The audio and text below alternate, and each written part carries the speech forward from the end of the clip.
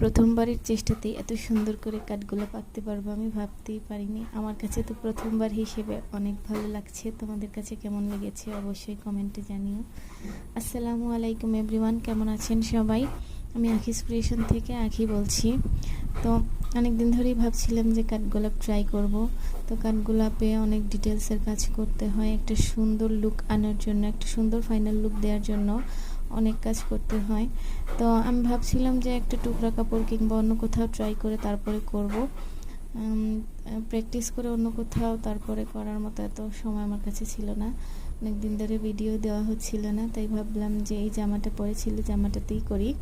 এটা চেরি জর্জেটের একটা, সরি চেরি জর্জেট না, মার্বেল জর্জেটের একটা জামা আর কি। তো কাজ করতে এত ভালো লাগছিল কি বলবো, তুলি পুরা একদম হাওয়াই মিঠাইয়ের মতো চলছিল এটার উপরে। কাপড়টা এত সফট, কাজ করে এত ভালো লাগছে, আর কালার শেডিংয়ের কাজগুলো এত সুন্দর লেগেছে। প্রথমে আমি সাদা কাঠগোলাপ আঁকতে চাচ্ছিলাম, তারপরে মনে হলো যে আমাদের এলাকায় আমাদের এক বাড়িতে আর কি একটা গোলাপি কাঠগোলাপের গাছ আছে, তো আমার কাছে সেটা অনেক ভালো লাগে, তাই এই কালারটাই ট্রাই করলাম।